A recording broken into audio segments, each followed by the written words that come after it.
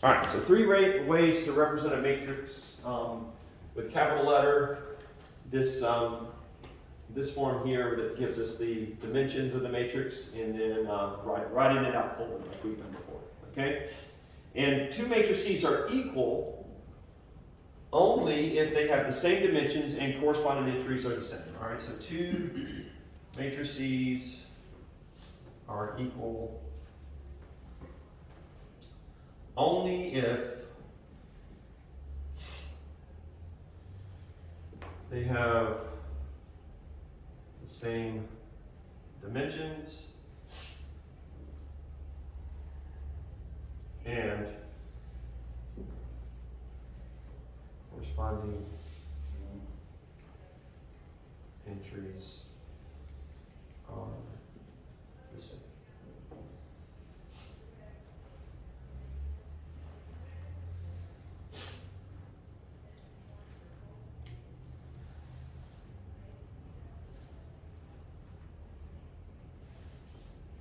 And so if you look at example 1 on page 518 in the book, and we're given this little, I'm just going to do it, I'm going to write it like this, A, B, C, D.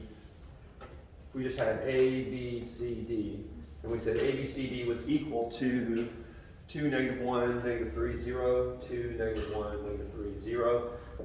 That's only true if A equals 2, B equals -1, C equals -3, and D equals 0, right? All the corresponding entries have to be the same. And since this matrix is a 2 by 2 matrix, this matrix also has to be a 2 by 2 matrix in order for them to be equal. Okay? So let's talk about adding matrices together and scalar multiplication with a matrix. So how do you add matrices together? Well, it's pretty simple. Let's just do, we'll just say 1, 2, 3, 4, doesn't really matter. So if we add these two together, how do you think you might do that? Add the -1 plus the 1 and the 2. Oh wait, hold on. And the 1 plus the 2. I was looking at the wrong one. Yeah. 2 minus. Right. So just add each of the corresponding entries together, right? So it's going to be 3, 1 plus 2. 2 plus -1 is going to be 1. 3 plus a -3 is going to be 0. And 4 plus a 0 is 4. Right? So that's how you add them together. Just add the corresponding entries. Notice that they have to be the same dimension. So for addition, matrices must be same dimension.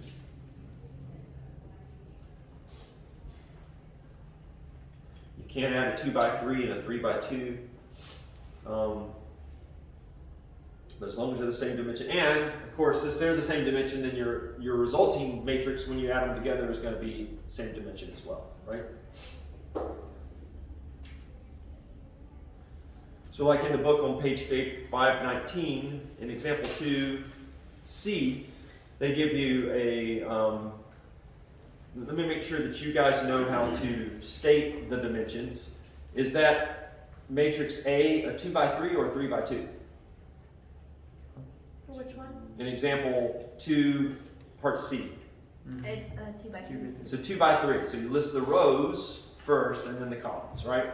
So it's a 2 by 3 and then you've got a 2 by 2. Since they're not the same dimensions, you can't add those together. Okay? Questions about that?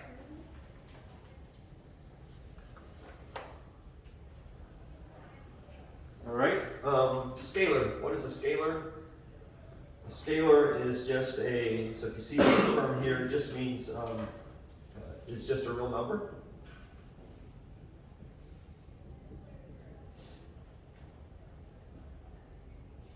And so if C is a scalar,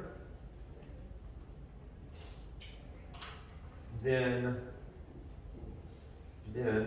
the scalar multiple, just to define that term, the scalar multiple of A and C In other words, we could write that as CA, right, is found by multiplying each entry by C.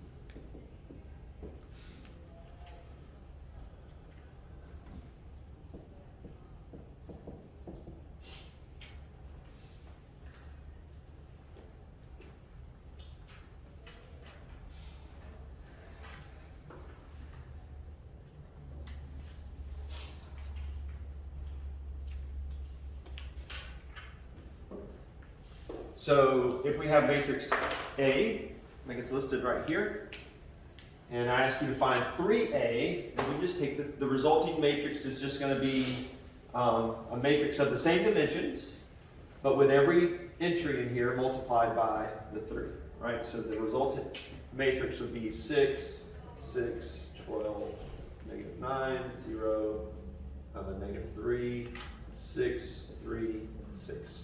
Right? Just multiplying each term, each entry by the 3. Any questions about scalar multiplication in matrices?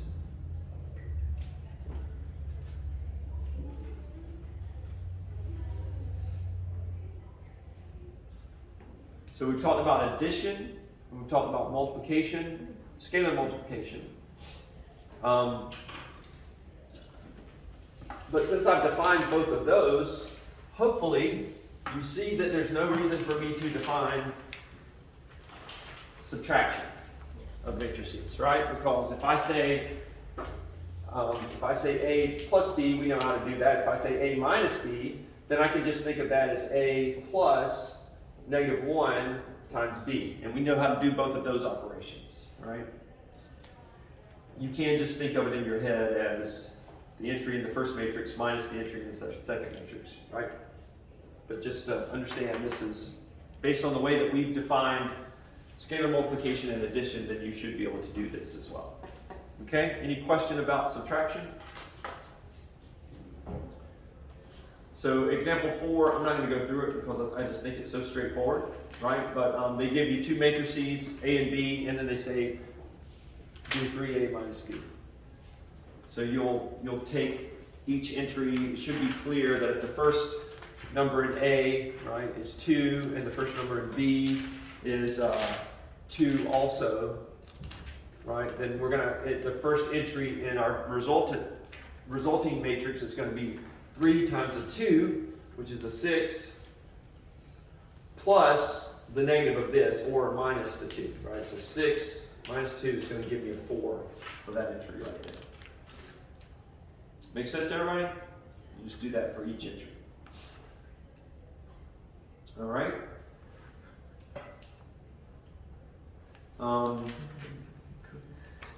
Let me define the 0 matrix. So 0 matrix given dimension is just a matrix with that dimension and all entries are 0. So the and let's see, represented by this is a capital O, right? That's why I like to put a slash through my 0 so that you can tell the difference between an O and a 0. So that's represented by a capital O. It's probably, I don't know. Yeah, it doesn't say that it's a a Greek letter, so I guess we'll just think of that as capital O. And so what it means is that if I have the 0 matrix that's 3 by 2, right? 3 by 2, 0 matrix would just be a 3 by 2 matrix where each entry is a 0. That would be the 0 matrix, okay? And so what that means is that this matrix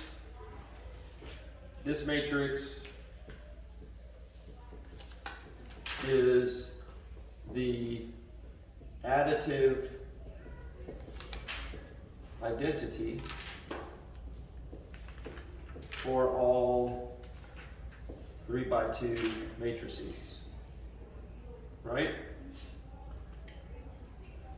Shouldn't it be a 2 by 3 matrix? You're right, I'm sorry, 2 by 3, yep. Just testing you there.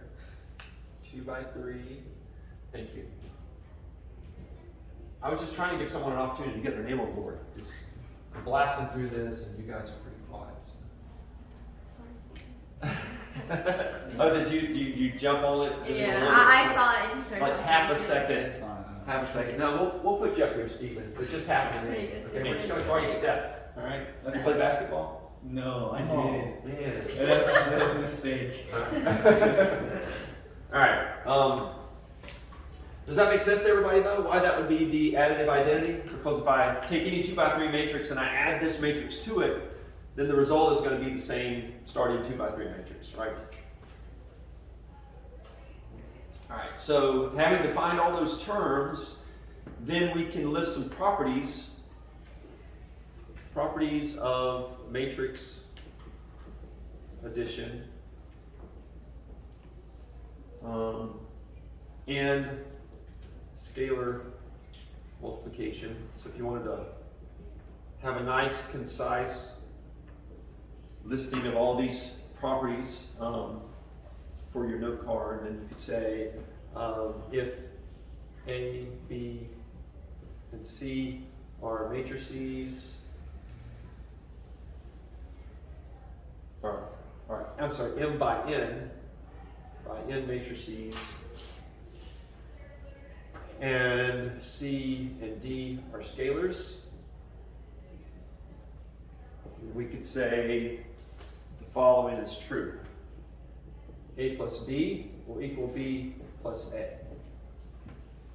That's the commutative property of matrix addition. It just works like normal numerical addition does. You can reverse the order and still get the same answer. We have the associative property where if you add A to B and C grouped together, then you can also say that's the same as A plus B grouped together, and then you add C. So that works that way as well. The associative property of scalar multiplication is similar, but working with the scalars. If you say C times D grouped together and then multiply that times the matrix A, then you can also say first multiply D times A and then multiply that times C, and you'll get the same answer. If I multiply 1 times matrix A, this is the scalar identity, we get matrix A, so 1 times that. And then there's also the additive identity, which is what we just talked about, where if I say A plus the 0 matrix, represented by a capital O, will give you A. Put this over here. We have the distributive property, which says that C times A plus B, that scalar can be distributed, and so you can multiply times each matrix, and then add the matrices afterwards. And then finally, the distributive property here, but where we have 2 scalars added together and multiplied times A, that's the same as the first scalar multiplied times A plus the second scalar multiplied times A.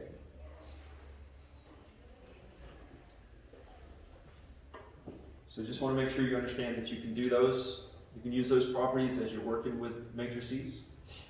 Any questions about any of those properties confusing? Does that make sense to everybody?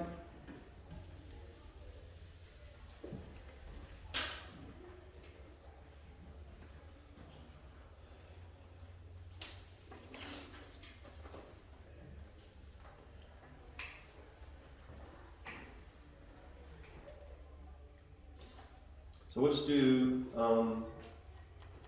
quick example where they have two matrices. This is the example that's in the book. -2, 0, 4, 1, plus 4, 3, -2, 7. So they group it like this. And so that means based on property number 6 here, that we can say that's the same as, that equals 3 times -2, 0, 4, 1, plus 3 times 4, -2, 3, 7. And then we can multiply through by the 3 and get -6, 0, I'm putting a slash on my zeros, 12, 3, plus 12, -6, 9, 21. It's all simple math, so I'm not slowing down much on this, but stop me, hit the brakes if something's confusing. And then we just add those together, right, to get the final answer. So -6 plus 12 is +6, -6 here, 21 there, and 24. The answer they got in the book, 6, -6, 21, 24. Yeah.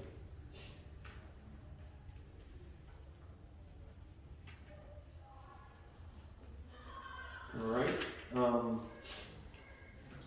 So example 6 is kind of cool. Also, since we know these properties, we can solve an equation that's got an unknown x value. But we're using matrices, so really there's like an unknown matrix here that we can find. So kind of do like algebraic operations using matrices. And so if we have, if we know that 3 times some matrix x plus a equals b, right? And we're trying to find, we're given a and b, so we're told that a equals 1, 0, -2, 3, and we're told that b equals -3, 2, 4, 1. And they ask us to find x. This is a little more complicated, so I want to make sure everybody's caught up with me. Are you tracking with me? All right, so we're just going to take our equation and we're going to solve it like we normally would for x, right, without even worrying about the matrices. And so if we solve this for x, then we could say x is equal to 1/3 b minus a. Does everybody see that? Right, just move the a over and then divide it both sides by 3. All right, and so we know how to do that operation, right? So we could say that means that 1/3 times a, which is 1, -2, 0, 3, that's minus 1/3 times b. I did it wrong, sorry. Thank you. Who said that? Steven. Oh, you're normal. Bummer. -3, 4, 2, 1, 1, 0, 2, 3. All right, there we go. Like that, right? So this is what x is going to be equal to. X equals this, and so when we multiply through, I'm not going to get in the weeds with that just because of the fractions and all, but if we multiply through, they actually pull the, they do the operation on this first. So you can do it either way. You can do it like this, or you can do it the way that they did it in the book, is they said this, and we're going to instead take -3, 4, 2, 1, minus the a, 1 minus 2. So you could have done it in any order, right? That's actually simpler because you don't have to do the fractions, it's over the end. But you'll finally get the answer, -4/3,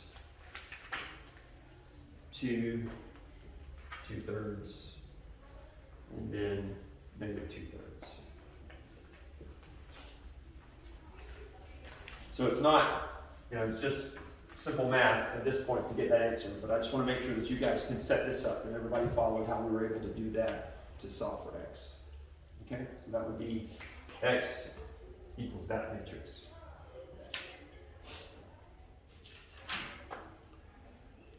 Everybody good? Anybody scared? No. Huh? No. Okay, good. That's good. Because here comes the fun part. Matrix multiplication. All right.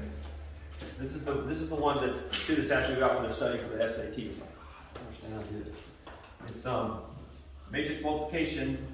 We've done scalar multiplication, right? A single number multiplied by an entire matrix. But what if we want to multiply two matrices together? So that's only possible for matrices of certain dimensions. All right.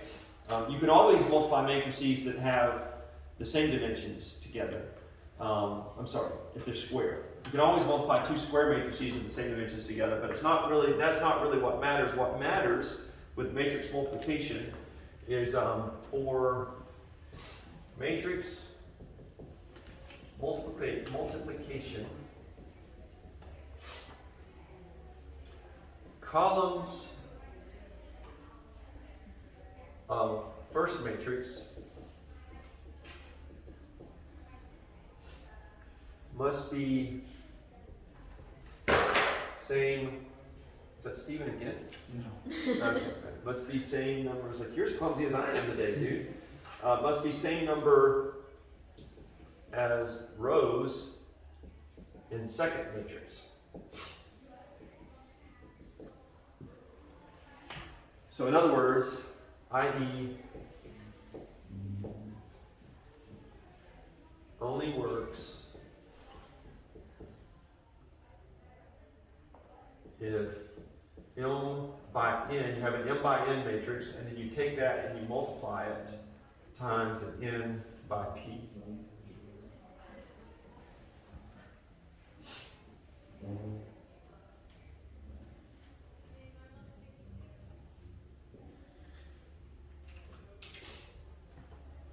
So in other words, these two numbers here, when you write out the dimensions, those two numbers have to be the same.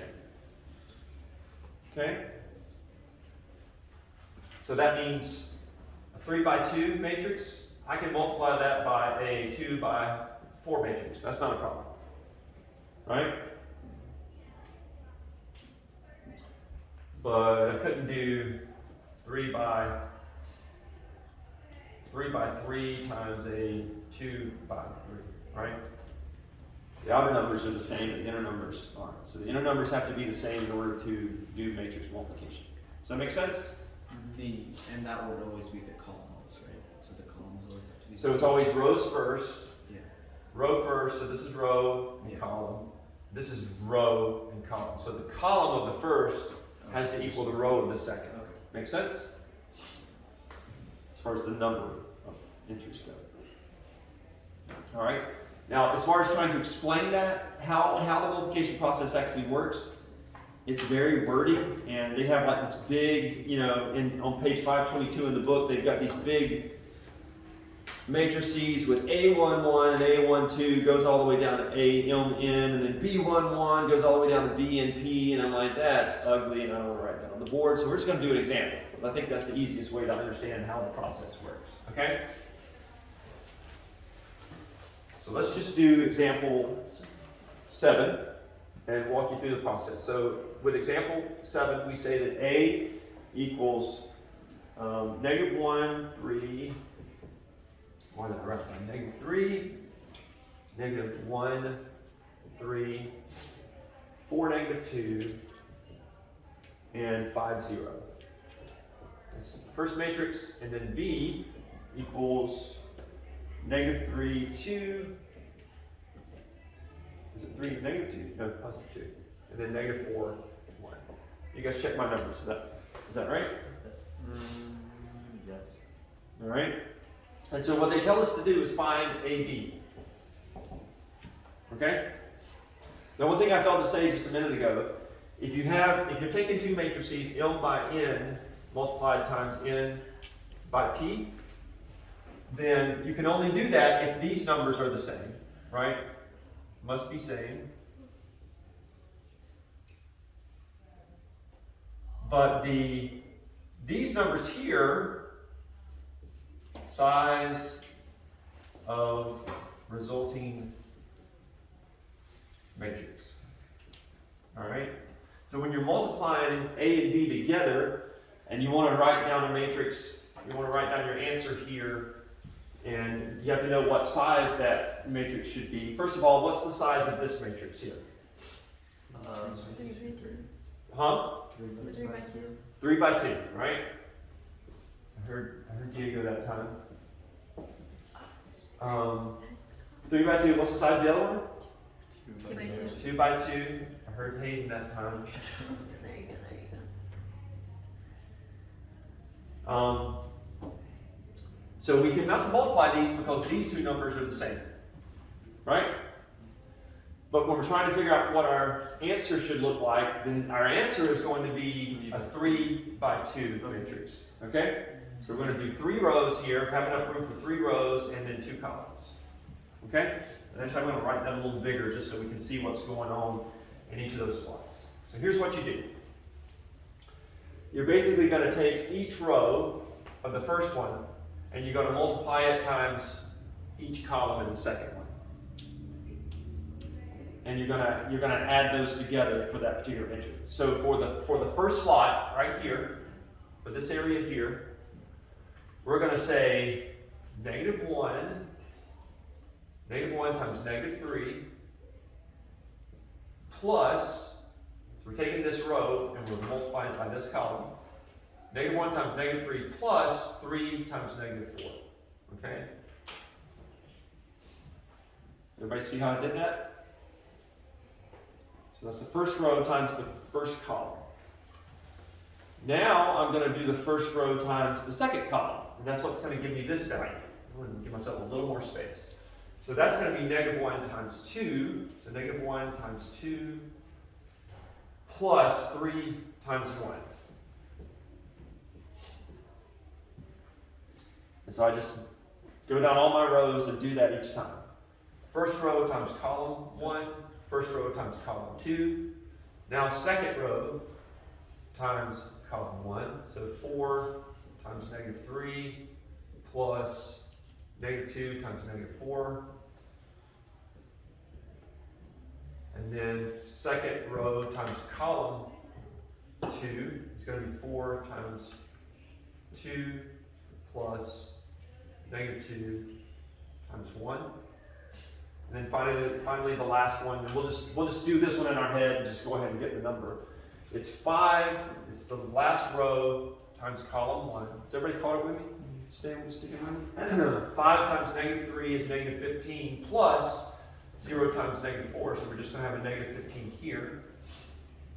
And then 5 times 2 is going to be 10, again plus a 0 because 0 times 1 is 0, so this one's just going to be 10. And so when we do the math for all of these, we get 3 minus 12, so that's going to be a -9. We get -2 plus a 3, that's going to be a 1.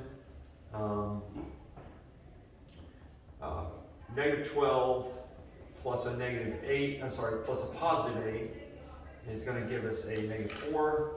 And then 8 minus 2 is going to give us a 6, and then -15 and 10.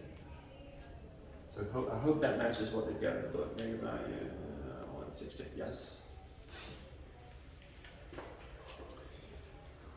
So I could have tried to write that out and explain that process. I just think that would be really ugly, and I think the easiest way is just to see it in action.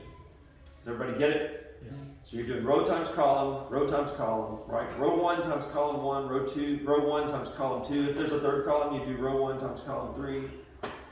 Then you jump down and do the same thing with row 2. Right, go all the way across.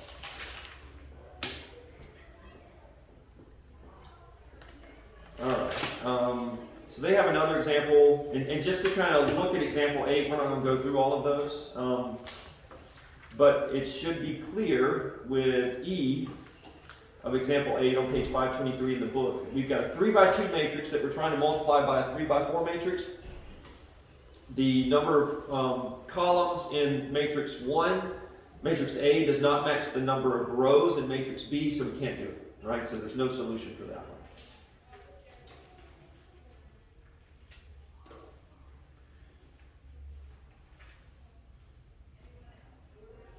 One thing they note if we did example 9 is that in matrix multiplication, A times B does not necessarily equal B times A. All right, so even though that's true when we're just using numbers or simple variables that don't represent matrices, this is not true when we're talking about matrices. Okay? And so they do that, right? A in example 9 is the reverse of B in example 9, and you get 2 different answers. You get, it's kind of cool because you just get one. You get a matrix of dimension 1 by 1 in example A, 9A, but you get a matrix that's 3 by 3 in example 9B, just because you reverse the order in which you did the multiplication. Okay? And also, just kind of note this. For this one here, we can do AB, right? But we can't do BA for this one. See that? So just because it works one way, it won't necessarily work the other way sometimes, depending on the dimensions of the matrices.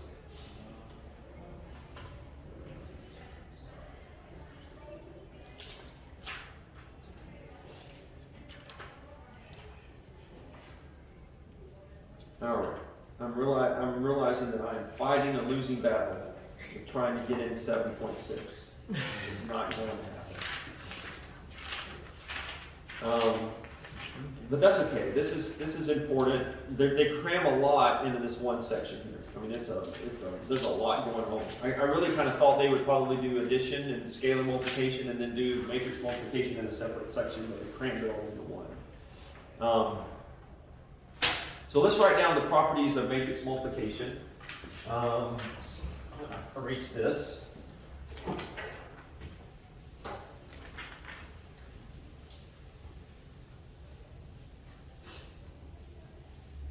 And that's okay, because we're out next week, so who wants a lot of homework, right? Exactly. Yeah. I should just get the lesson. Just don't, why did we even do this? Let's just go home. I'll see you guys later. Sounds good.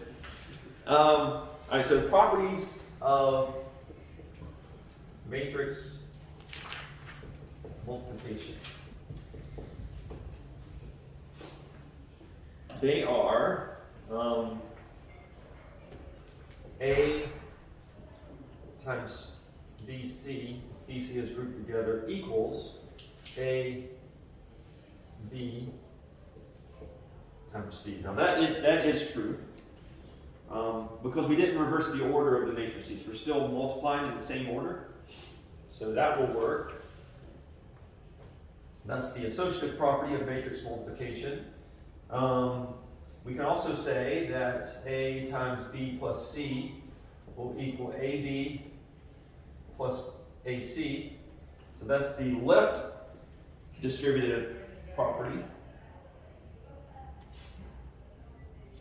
And then we can also write it like this, which they call the right distributive property. A plus B times C equals AC plus BC. We do it in that direction as well. And then finally, the associative property of scalar multiplication. If we have C, a scalar times A and B grouped together, then we can also group it like this. We can say that C times A grouped together, and then multiply that times B, or we can put the C with the B, do the scalar multiplication times the B first if we want to, and then multiply it all times A. Those will all give us the same answers. Okay? Any questions about what those mean?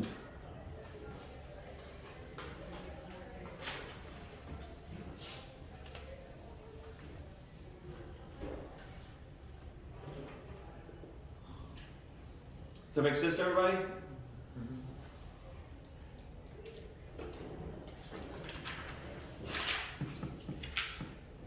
So the last thing that I want to define is the identity matrix. Definition of identity matrix. And let's see. Must be square.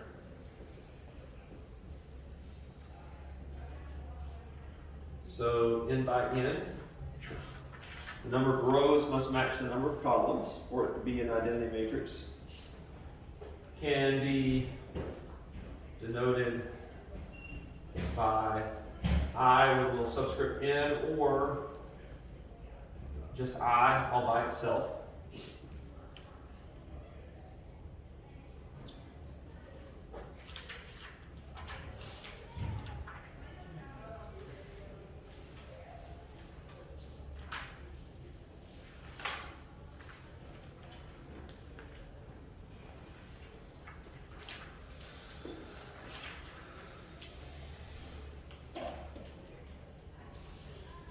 I was trying to see, I thought they gave us a special name. Yeah, okay, it is the main diagonal. Is that what I called it? Yes, the main diagonal. Okay. So, identity matrix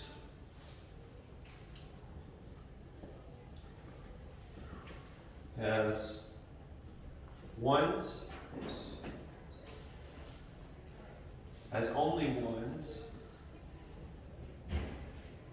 in its main diagonal, and zeros everywhere else.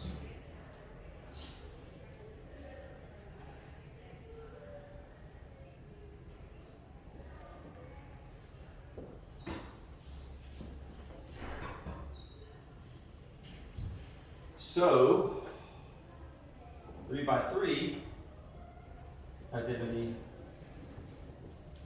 matrix is 1 0 0 1 0 1 0 0 0. Right? It looks like that. We've just got ones in the main diagonal.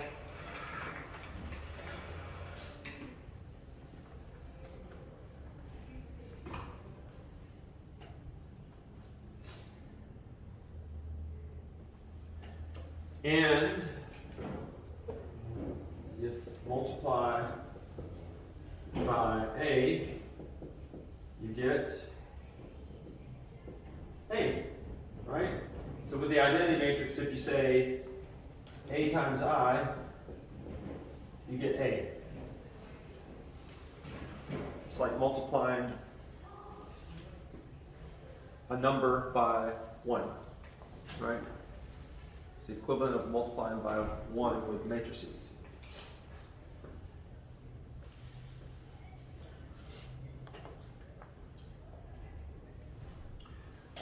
Now don't overlook this. It has to be square. So this only works when it's a square.